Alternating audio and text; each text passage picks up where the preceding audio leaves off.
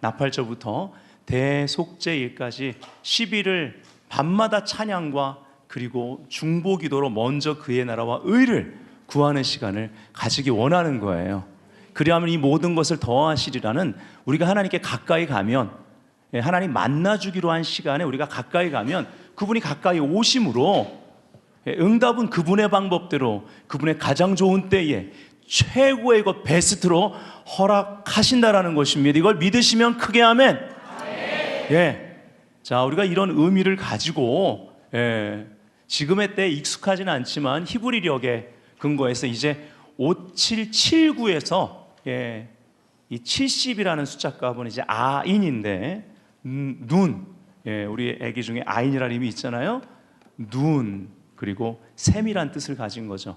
아인이라는 그 알파벳 숫자 값이 70인데 이제 이 70대에서 이제 80으로 넘어가는 시간대입니다. 히브리력으로도 전환점이에요.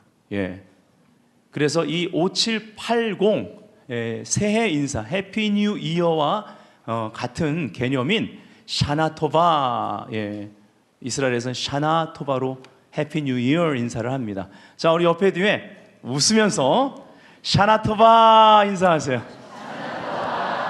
네. 그리고 또 이스라엘에서 이렇게 인사한다고 합니다. 이거를 조금 우리가 신약적으로 예수를 믿는 사람으로서 우리는 예수를 믿으면 훨씬 더 차원이 달라요. 예수와 안에서를 붙여야 돼요. 예수와 안에서 당신은 꼬리가 아니라 머리입니다. 해보세요.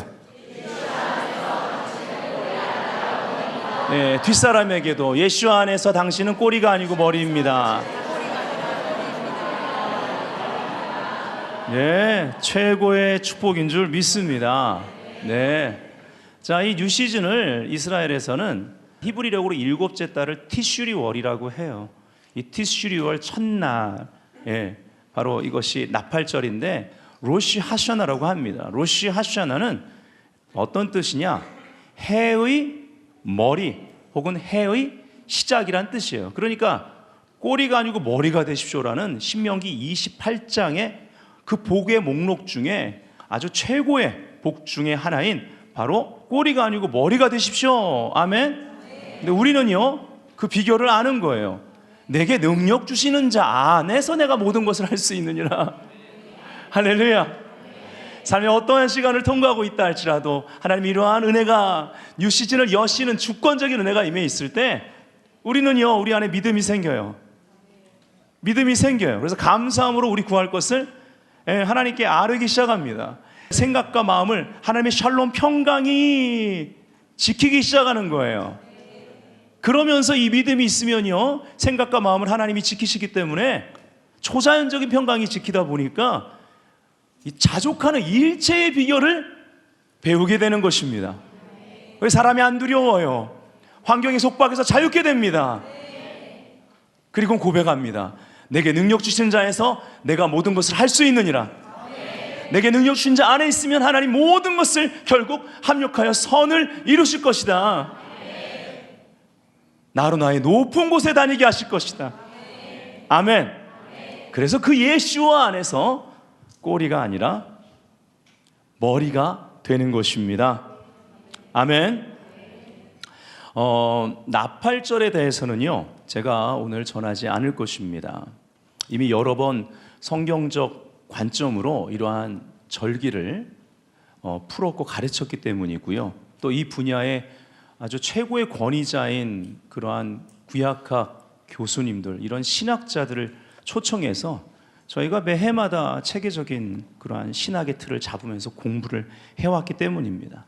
무엇보다 저희 교회는 어떠한 겉의 모양이 아닌 본질을 다루면서 이것을 성화적 차원과 선교적 차원에서 바르게 적용하면서 또 열매 맺는 그런 공동체로 지금까지 함께 성장해 왔습니다.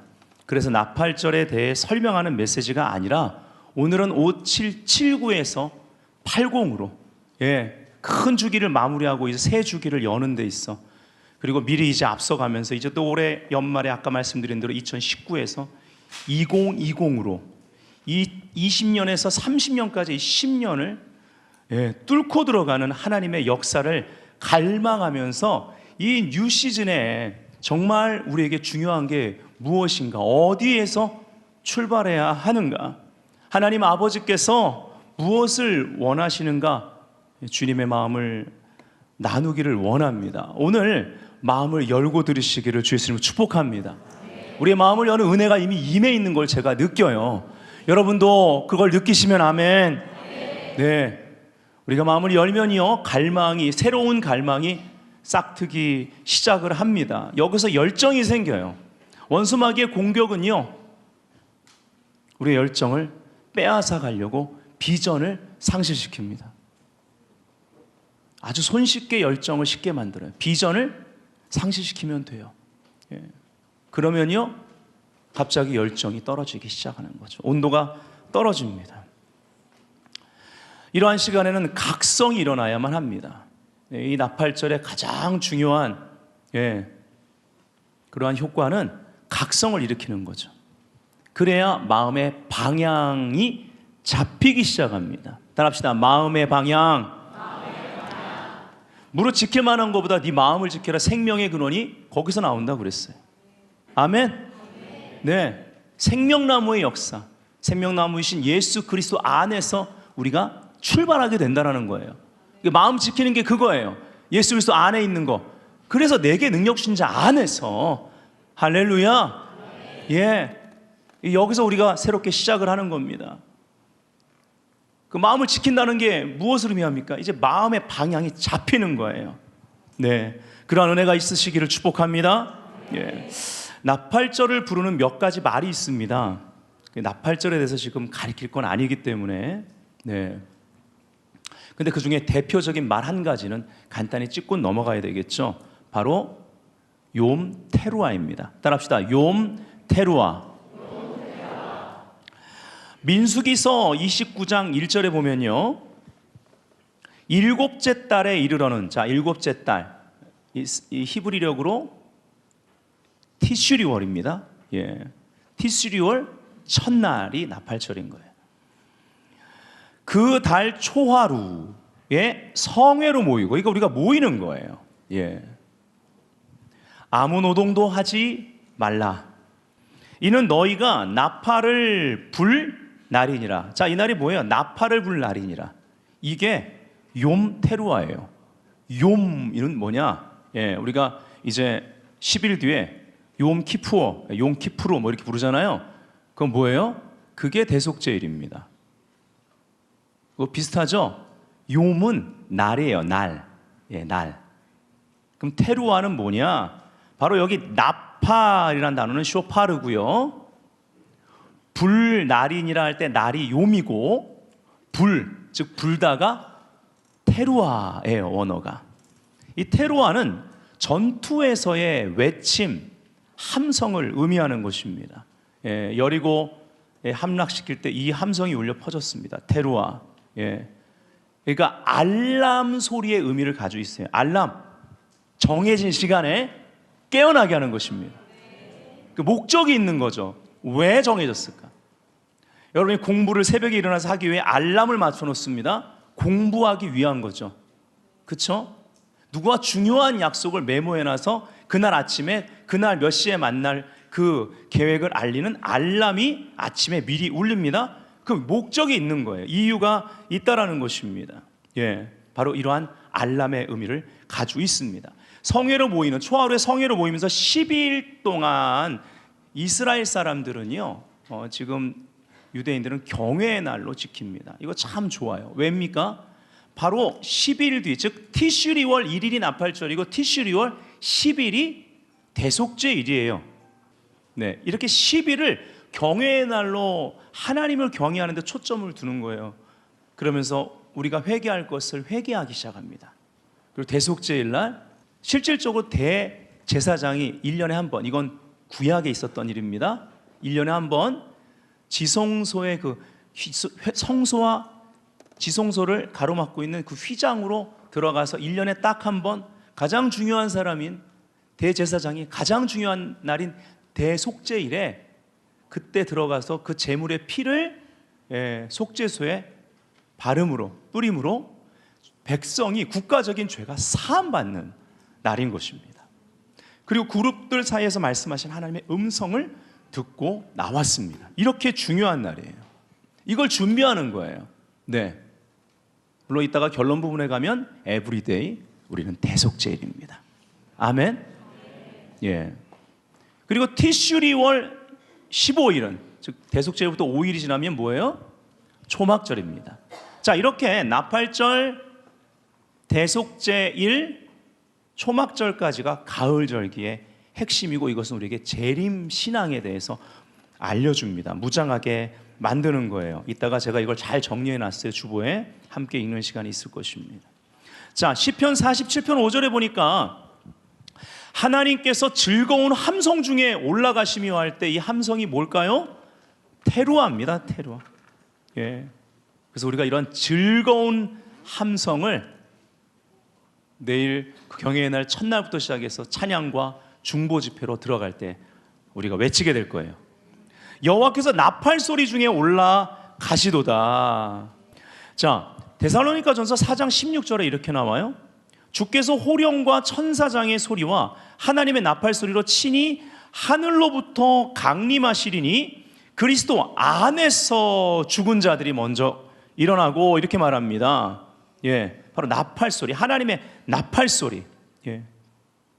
그 나팔절은요, 나팔 소리와 함께 죽은 자들이 부활하게 될, 이 성경에 그대로 말하고 있는 그 날을 상기시켜 줍니다.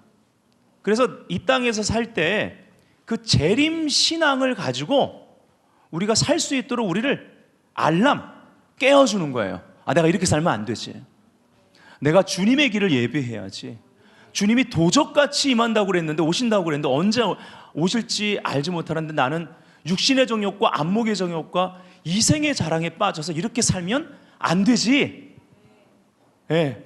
나는 과연 거룩한 신부인가?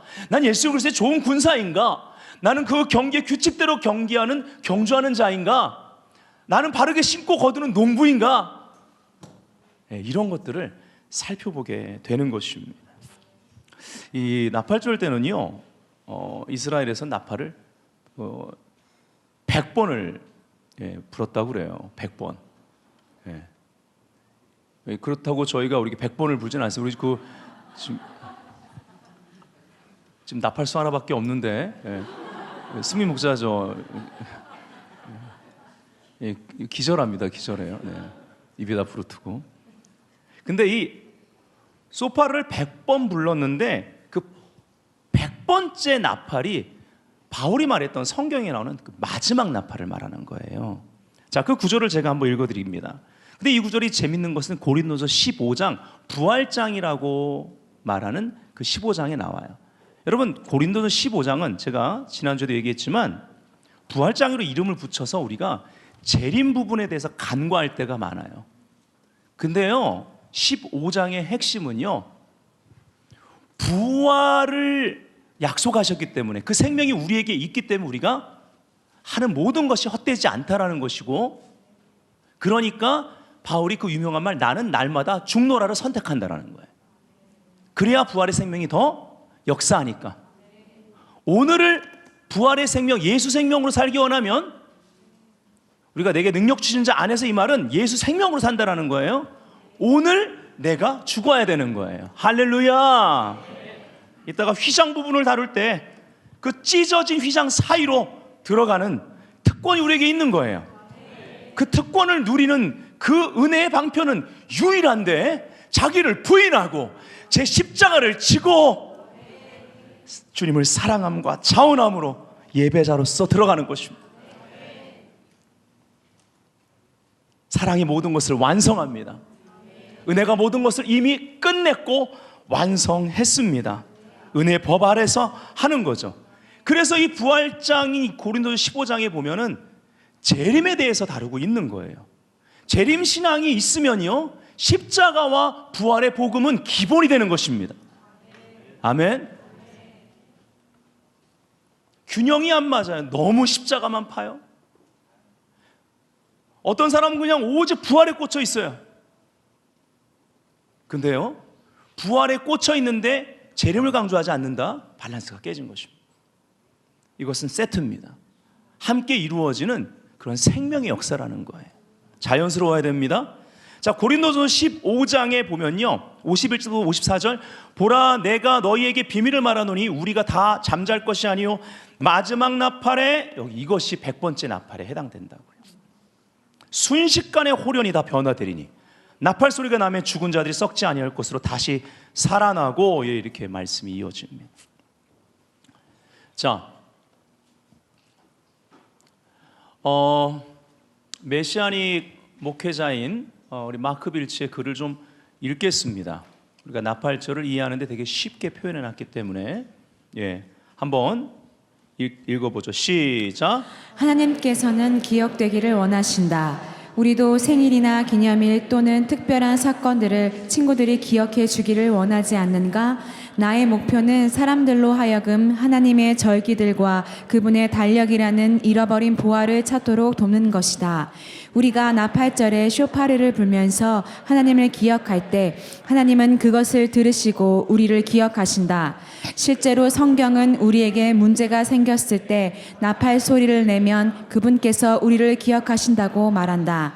또 너희 땅에서 너희가 자기를 압박하는 대적을 치러 나갈 때에는 나팔을 크게 불지니 그리하면 너희 하나님 여호와가 너희를 기억하고 너희를 너희 대적에게서 구원하리라. 그러면 집에다 소파, 그 양각 나팔이 다 있어야 되나요? 이스라엘 갔다 오는 분한테 부탁하거나 한국에 그 이스라엘 사는 것도 비싼데 그거 사야 될까요? 그게 아닙니다. 저는 있는데요. 저 목양실에 있는데 못 불러요. 아무래도 잘 안 되더라고요. 제 아들은 잘하는데. 그러면 저는 뭐예요? 그게 아닙니다. 있어도 못 부는. 그럼 저는 뭡니까? 그게 아니고, 여러분, 그런 의미가 아니라 우리의 소리를 나팔같이 내시면 돼요. 아멘. 하나님을 찾으시는 겁니다. 깨어나시는 겁니다. 기도하시는 것입니다. 찬양의 사운드를 높이는 거예요. 하나님 앞에 그 함성을 올려드리는 것입니다. 아멘. 해야 될 선포가 있으면 하는 거예요. 아멘. 자, 그 다음 이어서 또 더 읽어봅니다. 시작. 공경에 처했을 때에 하나님께 기억되기를 원치 않는가? 하나님의 긍휼을 상기시키는 수단으로 매년 티슈 리월 첫날 유대인들은 이삭이 제단에 묶인 이야기를 읽는다. 또한 양의 뿔로 만든 나팔을 불어 하나님께 그분의 긍휼하심을 기억하시도록 한다. 이 절기는 사람들에게 죄의 회개를 상기시키는 동시에 하나님께 그분의 긍휼을 상기시키는 날이다. 네. 자, 우리 한번 선포합시다. 우리가 슈브하면 하나님은 토브하신다. 네, 바로 슈브. 이 슈브란 단어는요, 돌아가다, 회복시키다, 얼굴을 돌리다라는 의미가 있습니다. 구약엔 딱히 회개란 단어가 없습니다. 회개하면 주님께 돌아간다는 의미예요. 얼굴을 돌린다는 의미로 이 슈브란 단어가 나오면 이것이 회개의 의미라는 것입니다. 굉장히 오히려 더 적용하는 차원에서 구체적인 회개의 용어입니다. 슈브. 이 단어는 우리가 기본적으로 알고 있으면 좋습니다. 네. 우리가 슈브하면, 즉 하나님께 돌아가면 하나님은 토부하신다라는 거죠. 토부라는 단어는 영어로 good, 좋다, 선하다. 이 단어가 처음 나온 게 하나님이 가라사대 빛이 있으라 하시고 빛이 하나님 보시기에 토브라고 합니다. 히브리 원어에는 좋았더라. 제가 자주 말씀드렸죠. 저희 교회 사업하시는 분 중에 상호가 토부인데가 한 두 분 정도 계세요. 토부. 여기에 토부의 히브리 단어는 오른쪽부터 왼쪽으로 읽죠. 우리가 매년 다뤘던 테트라는 알파벳입니다. 이 단어는 양면성이 있다고 그랬습니다. 긍정적인 의미와 부정적인 의미. 이거 오늘 좀 다시 다뤄야 돼요. 상형 문자의 의미 자체가 이 뱀의 모양을 하고 있고 또는 여인의 자궁 모양이라고 그랬습니다. 그래서 출산이라는 하나님의 출산, 부흥을 출산하고 기도응답을 출산하고 하나님의 역사를 나타내는 데 있어 그걸 회방하는 뱀, 원수 사탄의 역사가 있는 거예요. 성경에 가장 처음 테트란 단어가 알파벳이 쓰인 게 토부이고, 이걸 가장 긍정적으로 이 테트란 단어가 쓰였고, 양면성인데 가장 부정적으로 쓰인 단어, 부정적인 것 중에서도 부정적인 단어가 사탄, 트 발음이죠. 이 사탄이란 단어가 히브리 말인데, 사탄이란 단어에도 테트란 단어가 쓰였습니다. 무슨 말이냐?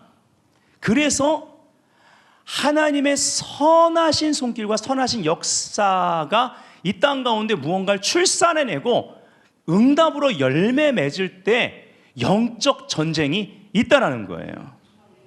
그래서 이 전쟁에 승리하려면 뭐 해야 돼요? 아까 말씀드렸죠. 하나님께 가까이 하라. 하나님을 가까이 하라. 그러면 너희를 가까이 하시리라. 그러면 끝나는 것입니다. 아멘. 아멘. 아이들이 부모를 의지하듯이 가까이 하는 거예요.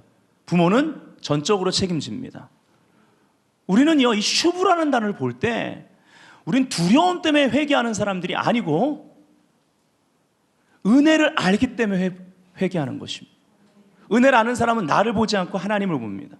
하나님이 이미 십자가에서 당신의 독생자를 내어주어서 우리를 구속하신 그 크신 사랑과 그 보혈의 권능이 씻겨내지 못할 죄가 없고 고치지 못할 질병이 없고 끊어지지 아니할 저주가 없다라는 것을 믿는 믿음이 이 은혜를 받으면 받을수록 더 커지는 것입니다.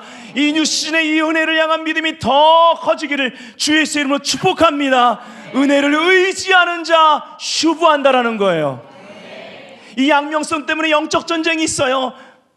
여러분, 갈등을 갈망으로 받고 하나님께 슈브하면, 하나님께 가까이하면 하나님이 가까이 하시리라. 그분은 절대 선하십니다. 그래서 하나님을 가까이 하고 그분의 얼굴을 구할 때 하나님의 영광이 임하는 자리에서, 구약을 보면 그들이 항상 노래했던 노래의 주제는 여호와께 감사하라, 주는 선하시며 그 헤세드 인자하심이 영원하심이라. 유한한 삶을 살면서 이 영원한 헤세드의 사랑, 그 사랑을 쏟아 부으셨는데 이미 십자가에서. 왜 은혜가 모자라요? 내가 뚜껑을 닫아뒀기 때문이지. 왜 은혜가 부족합니까? 내 마음을 닫아버렸기 때문이죠. 마음의 방향이 잡히지 않았기 때문인 것이죠. 슈브의 상형 문자를 이전에 풀어드렸죠. 다시 봅니다. 쉰, 바브, 베이트, 오른쪽부터 왼쪽으로. 쉰은 모양새도 불 모양이잖아요. 불을 의미하고. 그리고 바브도 못, 상형 문자 보면 못 모양에서 왔어요. 예수님이 십자가에서 우리 대신 못 박히셨습니다. 이 기가 막힌 히브리 어를 쓰는 유대인들이 아직도 예수를 메시아로 믿지 못한다라는 게 되게 여러분 신기하죠? 안 신기해요? 이 불가능한 거 아닙니까? 그래서 바울이 말한 거예요. 그들의 눈을 가려서 우리 눈이 보게 했다고. 아멘. 근데 지금 그들의 눈이 열리고 있으니 우리는 지금 바울이 말한 대로 그들의 충만함은 우리에게 더 엄청난 은혜의 풍요를 가져다 줄 것이니 우리 눈이 지금 더 열리고 있어야 될 시간이에요. 옆 사람한테 말하세요. 분발합시다. 뉴 시즌입니다. 할렐루야. 그리고 베이트는 잘 알죠. 베들교회. 집, 하나님의 집, 그렇죠? 베들레헴 떡의 집, 다 베이트입니다. 그래서 불, 못, 집의 의미를 가지고 있어요. 여러분, 음부의 권세가 이기지 못하는 교회가 어떻게 시작했습니까? 하나님께 온전히 마음을 전혀 같이 기도하는, 하나님께 슈브하는, 언제 그 약속하신 보혜 성령 올지도 모르는데 식사도 안 가고 그냥 모여가지고 슈브하고 있는 그 제자들 가운데, 오순절 다락방 가운데 예수 그리스도 그 십자가의 바브, 그 역사로 말미암아 성령의 불이 급하고 강한 바람같이 떨어진 것입니다. 이것이 교회 가운데 다시 회복되어야 되지 않겠습니까? 교회가 교회에 다 와야죠. 성령의 불이 강화돼야 될 줄 믿습니다. 즉 슈브를 통하여 소멸의 불이 임하면 뱀, 사탄이 떠난다라는 거예요. 그래서 토부의 상태가 회복되는 것입니다. 제가 예전에 좋은 예를 드렸죠. 옛날에 초가집을 이렇게 거기에 이제 다른 털을 만들려고 불을 태우면 오랫동안 그곳에 있었던 이 구렁이들이 막 기어 나오고 도망가거나 막 타버린다고요. 불의 온도가 올라가야 됩니다. 개인이든 가정이든 교회 공동체든. 한국의 불이 시들시들해지니까 지금 한국의 지금 모양을 보십시오. 근데 아직 불씨가 남아 있습니다. 성령의 바람이 불어올 줄 믿습니다. 그래서 교회는요, 회개의 불이 임하는 집이 돼야 된다라는 거예요. 이것이 핵심입니다. 그래서 먼저 결론을 내리면, 오늘 이제 우리가 좀 성막을 볼 건데, 먼저 결론을 내리면 교회는 예수님의 몸일 뿐만 아니라 예수님이 친히 말씀하신 대로 아버지의 집입니다. 그리고 이사야서에 예언하신 대로, 예언된 대로 그 구절을 인용하시죠. 바로 내 집은 만민이 기도하는 집이다. 기도의 집인 것입니다. 끊임없이 슈브하고 성령이 역사하는, 이따가 보게 될 분향단의 향이 계속 올라가는 장소가 돼야 된다는 거예요. 요한복음 2장 16절에 내 아버지의 집으로 장사하는 집 만들지 말라. 장사하는 집, 아버지의 집을 장사하는 집 만들었다는 거예요. 성전 청결 사건이 이렇게 보면 2번이 나오는 거 볼 수 있습니다. 예수님 처음에 공생이 시작하실 때 한 번 나오고, 그리고 이제 마무리하시는 시간에 예루살렘 들어가셨을 때 하는데, 마가복음 11장 7절에 보면 장사하는 집이, 예수님이 그렇게 많은 사람들을 고치고 귀신을 쫓아내고 그리고 권세 있는 가르침을 선포하셨음에도 불구하고 이 성전은 더 심각해집니다. 기록된 바 내 집은 만민이 기도하는 집이라 칭함을 받으리라 하지 아니하였느냐. 근데 이게 뭐냐는 거예요. 너희는 강도의 소굴을 만들었다. 장사하는 집에서 강도의 소굴이 됩니다. 왜 더 심각해졌습니까? 그것이 오늘 우리가 봐야 될 원인입니다. 회개하지 않아서요. 메시아가 왔는데도, 세례요한이 그렇게 외쳤는데도 주의 길을 예배하는 것. 주의 길을 예배하는 세례요한의 사역이 무엇입니까? 회개케 하는 사역. 여러분, 무엇이 주의 길을 예배합니까? 내 삶이 회개의 삶이 돼야 됩니다.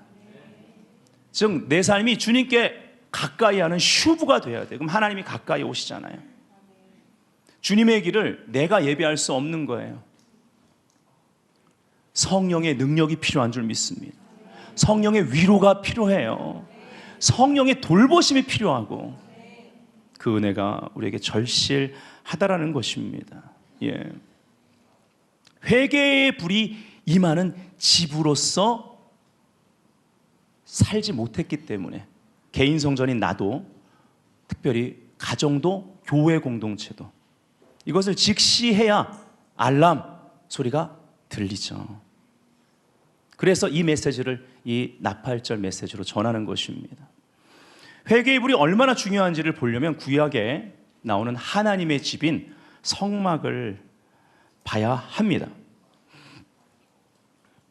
자, 성막이죠. 저렇게 기구가 밖으로 이제 꺼내진 게 아니라 안에 있는 기구를 크게 볼 수 있도록 밖에 이렇게 해놓은 것뿐입니다. 네. 자, 여기 보면요, 바깥들과 성소와 지성소로 구분이 되는데요. 이스라엘 백성들은 자기들이 죄를 지었을 때 이게 제물을 가지고 바깥 뜰에 동문을 통해서, 넓은 문입니다, 언제든지 들어올 수 있었습니다. 그리고 이들보다 더 하나님의 집을 가까이 섬겼던 자들이 레위 지파입니다. 구약에는 이 구분이 정확합니다. 그래서 성막에 여러 가지 봉사를 했습니다. 물론 이 성막을 이동할 때는 그 레위 자손들 다 구분해가지고 기구를 다 나눠가지고 메고 운반을 했습니다. 이 언약궤 법궤도 네 귀퉁이를 채에다가 해서 어깨에 매는 것 레위 지파가 할 일이었습니다. 하지만 성막이 하나님의 집으로 세팅된 다음에는, 이동시가 아니라 세팅된 다음에는요, 레위 지파는요 성소에 들어갈 수가 없습니다. 보통 동문을 통과했다는 건 구원받은 걸 말하는데 구원의 문입니다. 예. 그 동쪽에 있는 깃발이 사자 깃발이에요. 유다의 사자. 그쵸? 예수 그리스도. 예, 거기에 또 유다 지파가 다른 지파와 함께 진영을 거기에 배치받아서 이루고 있습니다. 이게 다 정말 복음적이거든요. 네. 성막 내기퉁의 깃발들 보면 내생물입니다. 그리고 내생물의 의미는 아시죠? 마태, 마가, 누가, 요한이에요. 사복음서의 의미예요. 지금 이걸 다 다룰 수가 없습니다. 네. 나중에 또 이제 여러분 이제 거의 잊어버리실 때쯤 됐으니까 성막학교 또 한번 해야죠. 예. 자, 번제단 다음에 바깥들에는 물두멍 이 두 개가 있어요. 노수로 만들어졌습니다. 그렇죠? 우리의 죄성을 말하는 것이 노수는 심판을 의미합니다. 예, 노뱀을 나무에 달아 매라고 그랬습니다. 즉 심판받은 걸 얘기한 겁니다. 예수님이 심판, 죄를 짊어지고 심판을 받는 것, 그걸 말하는 거예요. 그거를 본 자는 살았습니다. 이것이 예표입니다. 근데요, 성소로 들어가면 못이 없습니다. 금으로 입히거나 정금을 쳐서 만듭니다. 금등대 쳐서 만들고, 그리고 벗개는 씨띠나무, 아카시아 나무, 그 나무에 이제 금을 입히고, 법궤 뚜껑인 속죄소 멀시 시트는 쳐서 만드는 거예요. 그룹들까지 다, 뚜껑과 그룹 다 한 덩어리로 쳐서 그 세팔트가 만들어지는 겁니다. 예. 자, 어쨌든 그물, 즉 하나님의 신성을 말하는 거예요. 예. 그래서 이렇게 구분이 돼요. 레위 지파는 못 들어가고요.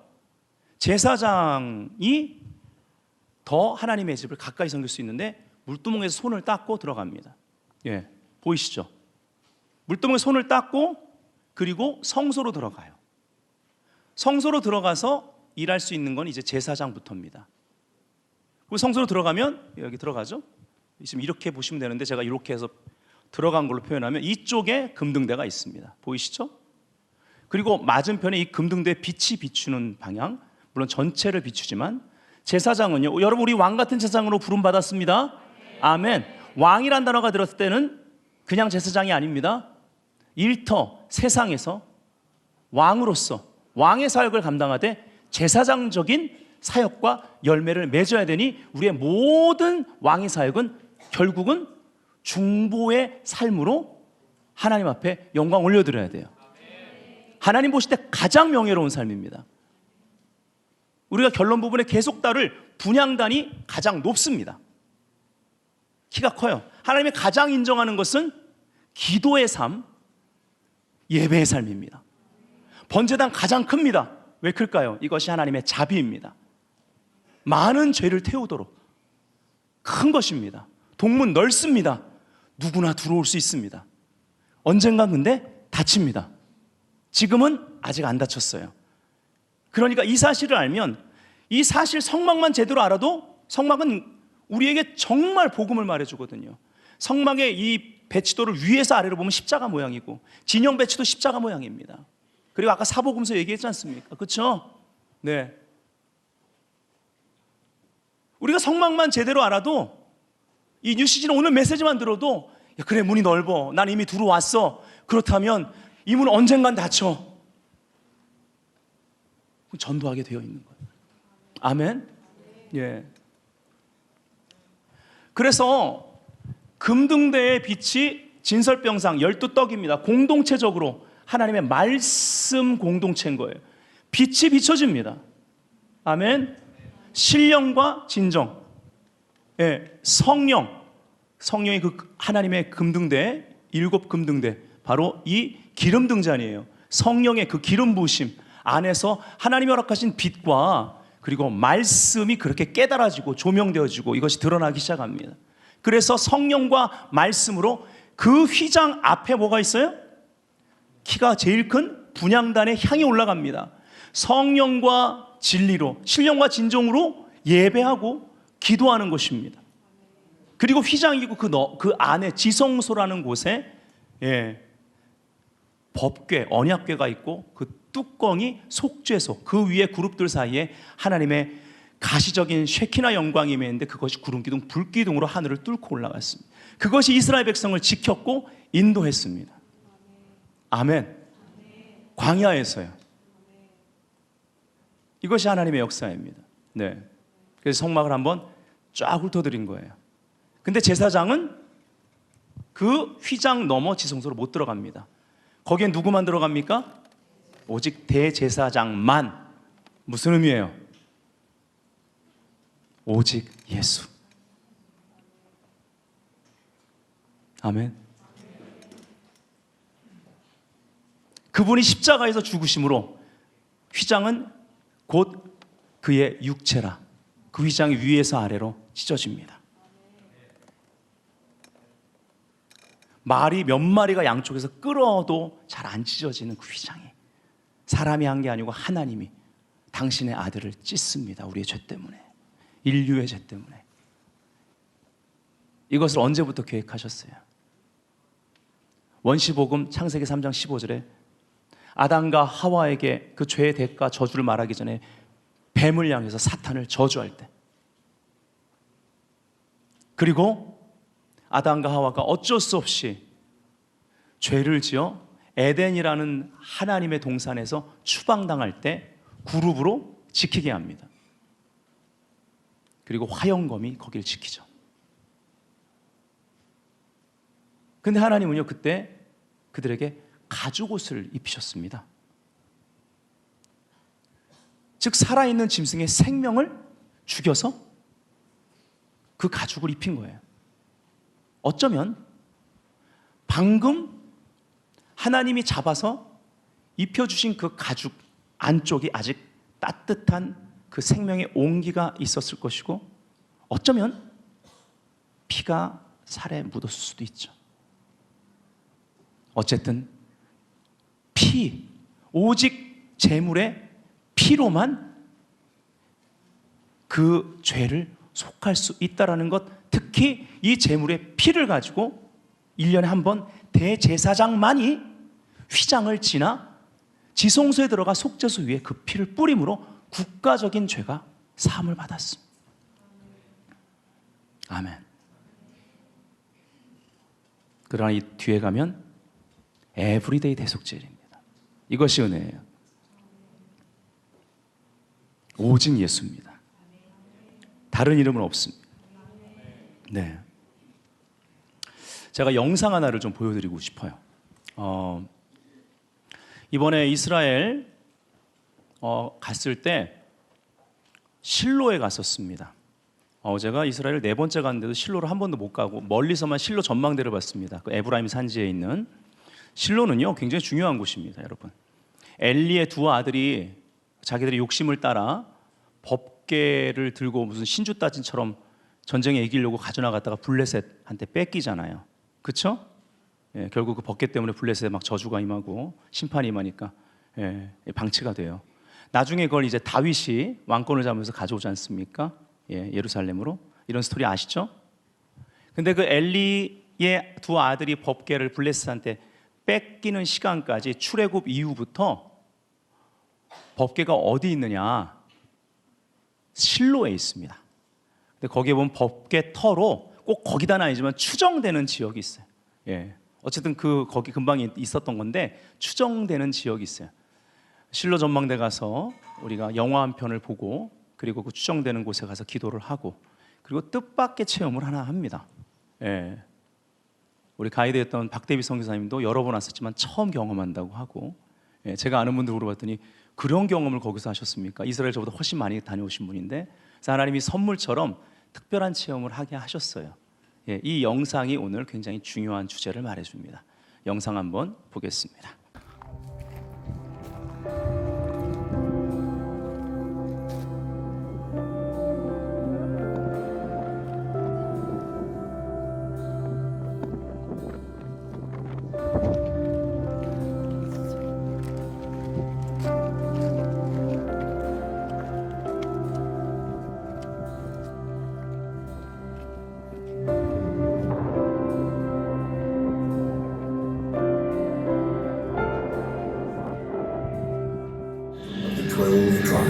Of Israel. Before the kings of Israel, before Jerusalem, 12 brothers went down to Egypt, and after hundreds of years in exile, the 12 tribes made the way back up to the land of Israel. and building here in Shiloh the Mishkan, the holy tabernacle, where God dwells, where heaven and earth meet. Men, women, young and old gather in front of the tabernacle to thank, pray, and to be blessed.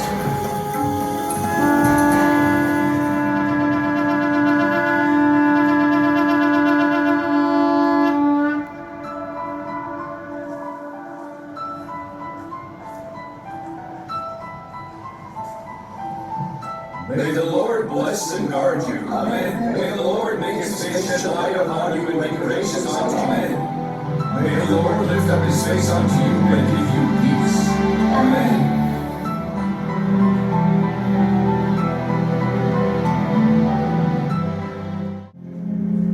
What are you doing? I'm praying. I'm praying for a child. Don't you worry. Elohim will give you a son. Years go by, but the vow isn't forgotten.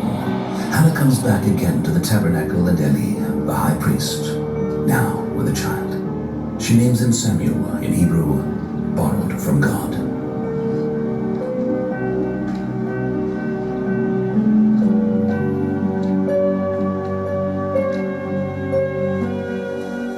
This is Samuel. This is the child I prayed for. He was destined to grow up here. He is destined for greatness. You ready?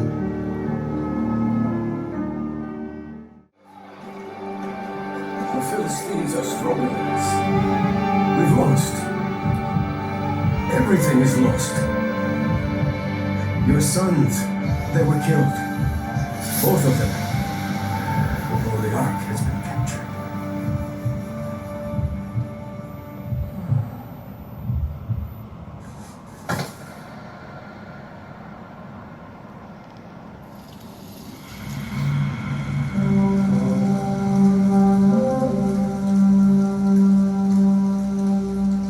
The Philistines attacked Shiloh and destroyed it. This is the end of the Shiloh tabernacle, but also the beginning of a new story.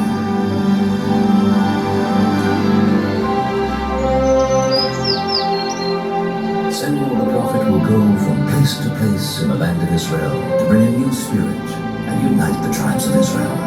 They will call him the Seeing Prophet.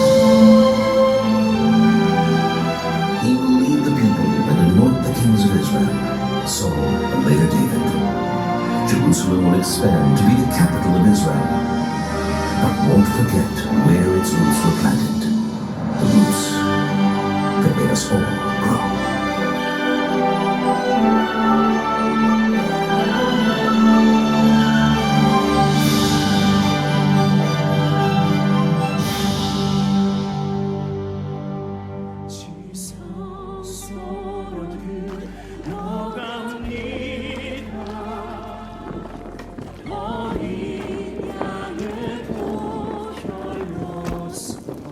자, 실로에 성막이 있었던 곳으로 추정되는 곳입니다.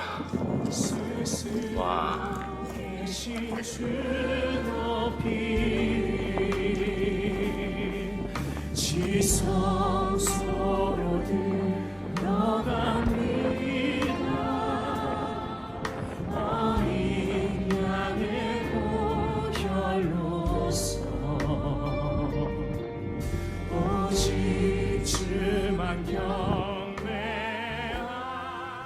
오.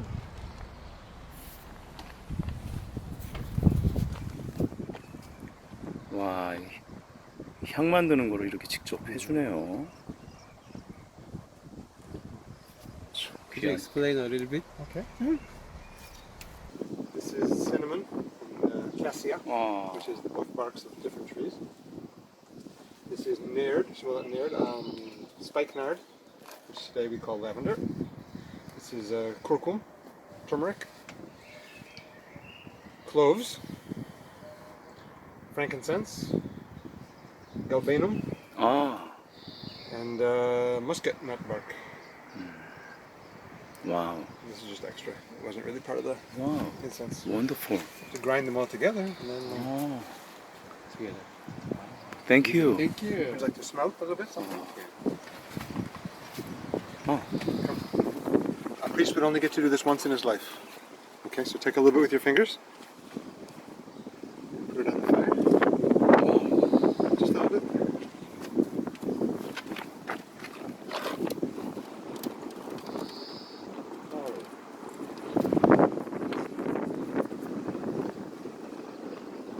Wow. And that would have been the smell of the tabernacle, Jerusalem Wow. temple.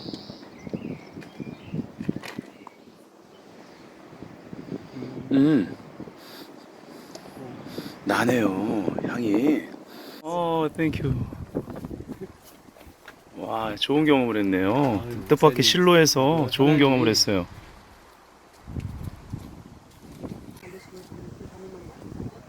And they never taught anyone else, so that other people wouldn't learn.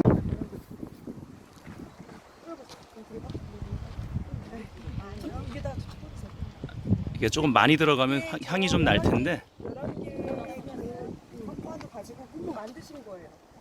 주야로 기도의 양 올라가네. 주야로 기도의 양 올라가네. 할렐루야.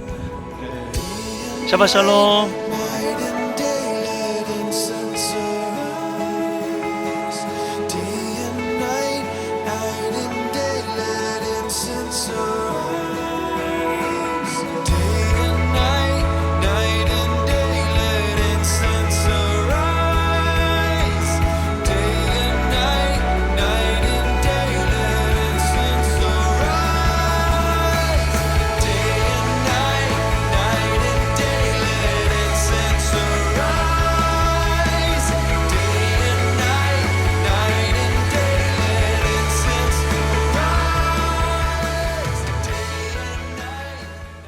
여러분 참 진귀한 경험을 했습니다. 이게 저기서 선물을 받아온 그 향이거든요. 장로님 한번 맡아보세요. 이거 뚜껑 열어서 손을 빼지 마시고 그냥 이 안에 코를 이렇게 대고 그냥 더 진하게 맡으세요. 이 안에 한번 맡아보세요. 향을. 너무 좋죠. 이게 물론 사람을 위해서 향을 만든 게 아닌데 여러분 경험할 수 있도록 하는 건데 지금 이게 제가 어노인팅 오일을 많이 가지고 있는데 그 향하고도 달라요. 그 장로님 이게 타면 또 다른 향이 나요. 예, 예. 여기다 놔둘 테니까 끝나고 맡고 싶으신 분은 손으로 꺼내서 맡지 마시고 그 쏟아지니까 뚜껑 열어서 맡아보세요. 여기 놔둘게요. 네. 뭐 자율적으로 경험을 하시라고. 예, 저는 그냥 그 뭐 선교 여행이든 특별히 이스라엘 가면 여러분한테 설교 때 이거 다 영상 만들고 해가지고 풀어야 되니까 아멘. 예, 그리고 나누기 원합니다. 한번 꼭 맡아보세요. 그러니까 이거 왜 맡아보라고 하냐면 여러분 잘 들어보세요. 히브리서 9장에 보면요 아주 놀라운 부분이 나옵니다. 히브리서 9장을 대속죄일 장이라고 부릅니다. 이유가 뭐냐? 예비한 첫 장막이 있고 그 안에 등잔대와 상과 진설병이 있으니 이는 성소라 일컫고 또 둘째 휘장 뒤에 있는 장막을 지성소라 일컫나니. 자, 지금 지성소 얘기하는데 금향로와 사면을 금으로 싼 언약궤가 있고 우리가 여기 볼 때 지성소에 있는 것이 언약궤다라는 것은 다 알아요. 그리고 그 언약궤 안에 그 안에 만나를 담은 금항아리와 아론의 쌍나지팡이와 언약의 돌판들이 있고 이거 세 가지 다 예수가 길이고 진리고 생명인 걸 나타내요. 예. 나중에 이 부분은 또 한 번의 설교를 풀어야 되니까 그 위에 속죄소를 덮는 영광의 그룹들이 있으니 이것들에 관하여는 이제 낱낱이 말할 수 없노라. 그 안에 너무나 많은 비밀들이 있고 그 안에 복음에 대한 많은 것들이 있다는 얘기예요. 자, 근데 여기 보면 금향로가 지성소 안에 있다, 밖에 있다? 안에 있습니다. 그래서 대속제일 장인 거예요. 왜냐? 금향로는요, 그 분향단에 향을 담은 그 향로가 지성소에 들어가 있는 것은 1년에 딱 한 번이에요.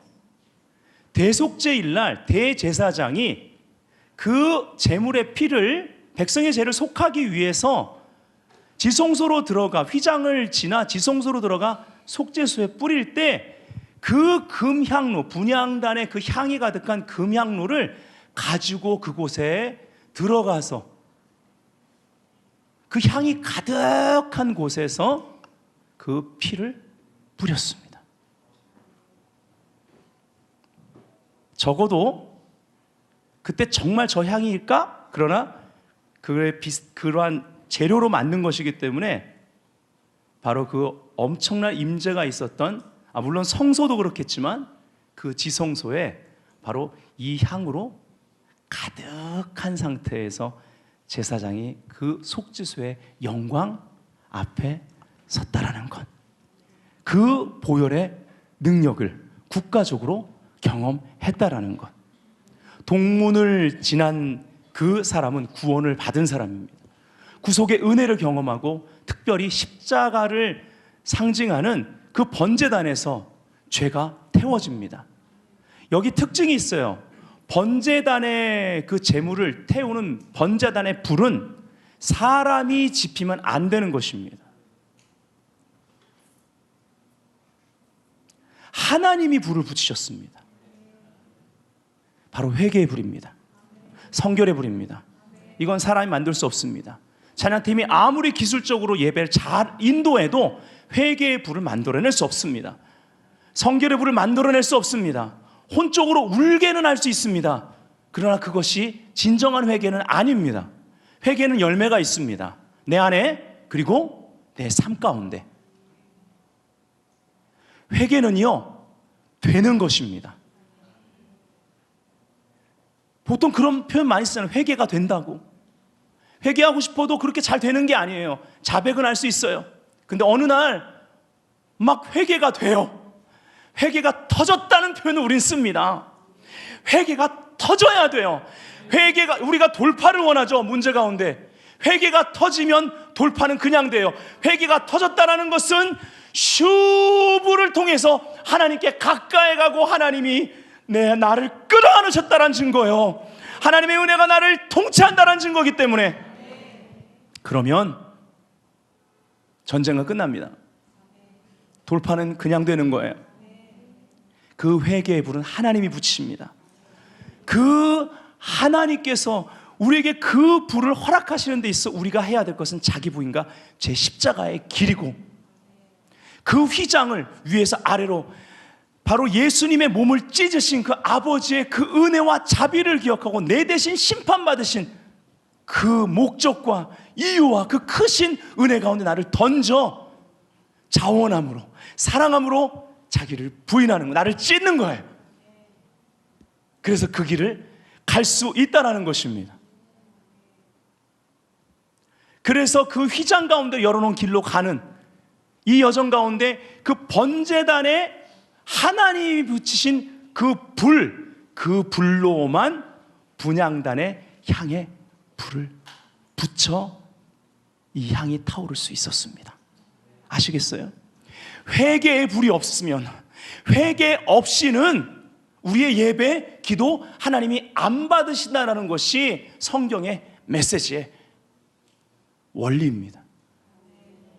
이건 실제입니다. 한국교회에게 필요한 건 회개입니다. 저와 여러분에게 필요한 건 회개입니다.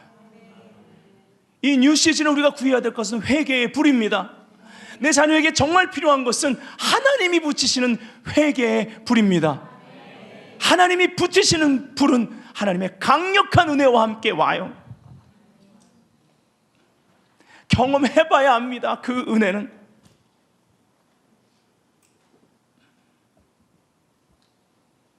아멘. 그리고 번제단에서 그 제물을 잡은 그 피를 속죄소로 가져갑니다. 히브리서 9장은 에브리데이 대속제일이라고 말해주는 거예요. 날마다 이 길이 열려 있습니다. 예수의 피를 힘입어 들어가는 그 길. 번제단에서 내 죄를 회개하고 또 죄짓고 회개하고 바깥들에서 맴도는 삶은 육적인 삶입니다. 우리는 그 금등대 성령의 빛의 조명을 받아 말씀, 진설병상 말씀을 깨닫고 회개의 그러한 삶을 통해 분향단의 그 예배와 중보 기도를 하나님 앞에 올려드리는, 이 신약 시대는 이미 휘장이 없어요. 여러분, 벽이 아니고 휘장입니다. 이 휘장은요 접근 금지인데요, 언젠가는 이것이 제거된다라는 것을 암시해 줍니다. 모든 게 복음이고 모든 게 예수 그리스도예요. 성막을 짜면 피가 나온다는 말이 있습니다. 여러분, 이 흐름과 진행 과정을 보세요. 하나님의 마음, 하나님의 목적은 무엇입니까? 이것이 이 뉴 시즌에 우리가 함께 있어야 될 위치예요. 지성소 안에 머무르길 원해요. 지성소 안에 그 영광 가운데 살길 원해요. 바깥들에서 맴도는 것이 아니고 조금 어떤 성령의 은혜와 성령의 조명으로 깨달은 말씀, 그냥 성경 공부에 머무르는 것이 아니라 분향단의 삶을 갈망하길 원하는 것입니다. 분향단의 삶이 우리 삶 가운데 세팅되고 가정적으로, 교회적 차원에서, 공동체적 차원에서, 국가적으로 이루어질 때 비로소 진정한 부흥, 바로 영광의 그러한 하나님의 방문 가운데 진정한 부흥이 터져나가는 거예요. 역사가 일어납니다. 이것이 하나님의 꿈이고 가을절기에 하나님의 우리에게 주시는 그 의미입니다. 초막절은 영광 가운데 거하는 것을 의미하는 거예요. 여러분, 스가랴서 13장 1절 2절에 보면 정결케 하는 샘이 솟아나요. 샘입니다. 샘은 분천과 강을 이루게 돼 있어요. 14장이 스가랴서의 마지막입니다. 굉장히 영적인 책이고 아주 마지막 때를 향한 그러한 내용을 담고 있는 선지서입니다. 마지막 결론 부분에 보면요, 대제사장, 그 지성소에 1년에 한 번 들어간 대제사장의 이마에 새겨진, 금패에 새겨진 Holy to the Lord, 여호와께 성결이라는 그것이, 그 글씨가 모든 교통수단에, 바로 말방울, 교통수단인 말방울에 다 새겨진다고 말하고 있어요. 성전에서 쓰는 그러한 그릇이나 그러한 것들이 그와 같을 것이라고, 일반 것들이. 그러니까 도시가 성시화가 되는 거예요. 거룩하게 되는 것입니다. 지성소화되는 것입니다. 그리고 그곳에서 가난한 사람을 보지 못하리라. 거기 핵심 뭐예요? 열방이 초막절 때 예배하러 오는 거예요. 천년왕국에 대한 예표입니다. 천년왕국의 핵심이 뭡니까? 하나님의 이 땅에 거주하심, 완전한 통치하심, 그것을 받아들이는 그 백성들의 기쁨과 충만한 승리와 자유함. 자, 에스겔 47장은 어떻습니까? 여러분 아시는 대로 성변 동편 문지방에서 물이 스며 나오는데 발목, 무릎, 허리, 창이랑 강. 그때 사해가 살아나고 많은 어부들이 고기를 잡고 엄청난 추수가 일어나고, 계시록에 나오는 그 나무의 실과에, 강 좌우의 나무의 실과의 비전이 나오죠. 열방을 치료하는 약재료가 됩니다. 그리고 나서 마지막 그 에스겔 47장 엄청난 하나님의 권능 가운데 선지자가 그 책을 기록했는데, 마지막 47장 생수의 강의 역사 다음에 48장이 마지막인데 어떻게 끝나요? 그 강의 부흥을 중심으로 도시가 세워지고 도시 이름을 짓고 끝납니다. 여호와 삼마, 여호와가 거기 계시다. 이거예요. 공통점이 있지 않습니까? 생수의 강. 아멘. 계시록의 생수의 강, 그 안에 그 바로 길 중심으로 생수의 강이 있고 거기 하나님의 도시가 세워져. 진정한 에덴의 회복이죠. 선을 걷습니다. 그룹들이 지키게 했어요. 여러분 보세요. 중요한 거라서 말씀드려야 돼요. 그냥 못 넘어가겠어요. 여러분 보세요. 에덴 동산에서 추방하시고 나서 죄 때문에 그 생명나무의 길을 지키기 위해서 그룹들이 지켰고 화염검이 두루도는 화영검이 지켰습니다. 여러분, 휘장의 무늬가 뭔지 아세요? 그룹입니다. 그러면 지성소는 뭐예요? 에덴과 같은 곳입니다. 하나님이 이것이 회복되기 원하시는 거예요. 지성소 안에 머물기 원하시는 거예요. 그래서 번제단의 그 회개의 불이 우리 가운데, 회개의 역사가 있어야 되고 회개의 불이 불붙어 있어야 되고, 아멘. 이게 하나님이 가까이 하심이에요. 하나님 가까이 하시는지 아니하는지, 이 교회 하나님이 가까이 하는지 안 하는지, 저 사람에게 하나님이 가까이 하는지 안 하는지 어떻게 알 수 있어요? 회개의 불이 붙어 있느냐, 성결의 영이 임해 있느냐. 무엇으로 분별하려고 하십니까? 속지 마세요. 그겁니다. 진정한 자유함은 회개한 사람에게서 나오는 거예요. 얼마나 기쁩니까? 얼마나 샬롬이 주장하고 있습니까? 자유하죠. 넉넉하고 관대합니다. 네, 바로 이러한 역사예요. 그리고 어떤 면에서 이 속죄소는요, 생명나무와 같은, 그것에 대한 예표일 수 있습니다. 번제단에서 제물 대신 예수 그리스도의 보혈, 피, 속죄소에 뿌립니다. 지성소까지 들어가요. 근데 오직 길, 진리, 생명, 예수 그리스도만. 법계 안에 그 세 가지 물건은 길, 진리, 생명 대신 예수 그리스도를 상징합니다. 다 복음이에요. 그리고 그 회개의 불로, 번제단의 불로, 하나님이 붙인 불로 분향단의 불이 붙어 향이 올라갑니다. 우리의 예배와 기도. 분향단과 번제단의 공통점, 항상 타오르고 있어야 됩니다. 불이 타오르고 있어야 되고 향이 올라가고 있어야 됩니다. 아멘.